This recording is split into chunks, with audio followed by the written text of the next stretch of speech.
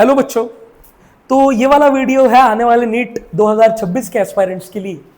देखिए ये जो क्वेश्चन है जिसे one of the toughest question in NEET history ऐसा रिगार्ड किया गया है। अगर ये क्वेश्चन या इस जैसा कोई क्वेश्चन एग्जाम में आता है तो आप उसके साथ कैसे डील करेंगे, ये मैं आपको बताना चाहता हूं। आप YouTube पे देखेंगे या कई सारे सोशल मीडिया प्लेटफॉर्म्स पे अगर आप देखेंगे तो इसका 20 से 25 मिनट का सोल्यूशंस अवेलेबल है। 20 मिनट का है, 25 मिनट का है, आधे घंटे का है, तो अलग अलग सॉल्यूशंस है।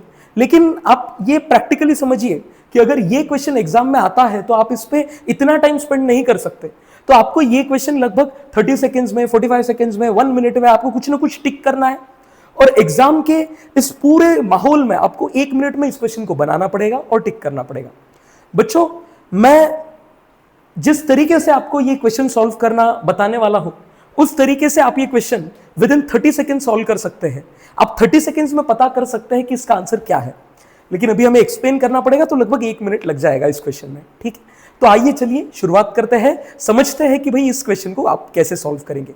देखिए यहां पे क्या दिया, एक वाटर टैंक दिया है आपको।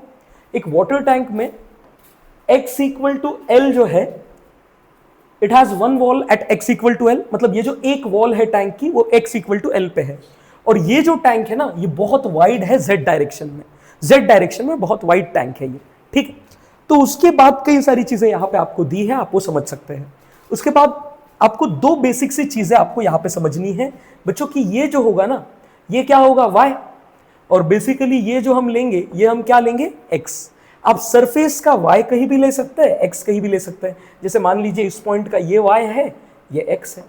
ठीक, अभी आप समझिए, हमसे पूछा गया है एक तो dy बाई डी एक्स और है D square Y by D X square. तो dy बाई डी एक्स आपका स्लोप होता है, आप ये जानते हैं, ये हम बेसिक मैथ्स में फाउंडेशन में ही पढ़ते हैं कि dy बाई डी एक्स आपका स्लोप होता है। D square Y by D X square जो होता है आपका, वो आपका rate of change of slope होता है। ये बातें मैं अज्यूम करता हूं आप सभी को पता है, बेसिक मैथ्स में ये हमने ऑलरेडी पढ़ ली 11th के स्टार्टिंग में।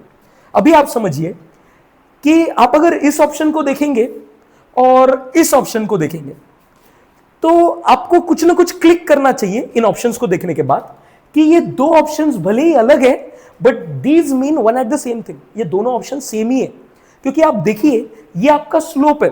ठीक है, dy बाई डी एक्स मतलब आपका स्लोप है। आप उसका डेरिवेटिव लेंगे D square Y by D X square, तो आप समझ पाएंगे x का डेरिवेटिव 1 आएगा, तो आपका ये आने वाला है root rho G by S. इसका मतलब ये जो ऑप्शन है, ये ऑप्शन और ये ऑप्शन, ये दो ऑप्शन जो मैंने रेड में मार्क किए, ये तो सेम ही ऑप्शन है भैया। तो इनको तो आपको टिक नहीं लगाना है, क्योंकि एक क्वेश्चन के दो आंसर कभी भी हो नहीं सकते। उसके बाद आगे बढ़िए, आप देखिए यहां पे जो है ना, आपके सरफेस का x कांस्टेंट है, सरफेस का x कांस्टेंट है। लेकिन सरफेस का x कांस्टेंट होने के बावजूद आपका स्लोप भी कैसा है, देखिए स्लोप भी कांस्टेंट है भैया। मतलब x कांस्टेंट है, स्लोप भी कांस्टेंट है। तो स्लोप में कोई चेंज आ रहा है क्या? स्लोप का चेंज तो कितना हुआ, 0 हुआ भैया। इतनी जगह पे तो स्लोप का चेंज 0 हुआ।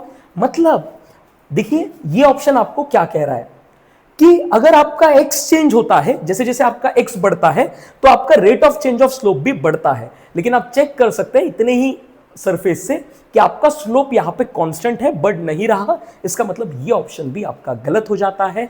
You are left with only one option, that is the first option. और फर्स्ट ऑप्शन को आप इजीली वेरीफाई कर सकते हैं। जैसे जैसे आपका y बढ़ रहा है, समझिए जैसे जैसे आपका y बढ़ रहा है वैसे वैसे आप यहां पे देख सकते हैं आपका जो rate of change of slope है, आपका स्लोप बढ़ रहा है। स्लोप बढ़ रहा है तो आपका जो rate of change of slope है वो भी बढ़ रहा है, that is a positive quantity. तो इससे आप समझ सकते हैं इसका आंसर जो होगा वो फर्स्ट ऑप्शन यहां पे हो जाएगा। तो अगर ऐसे क्वेश्चंस आते हैं तो आपको इसी तरीके से लॉजिक लगा के, एक लॉजिकल अप्रोच के साथ इन क्वेश्चंस को आपको 30 सेकेंड्स में डील करना पड़ेगा। आज के लिए इतना ही रखते हैं। Thank you so much for watching.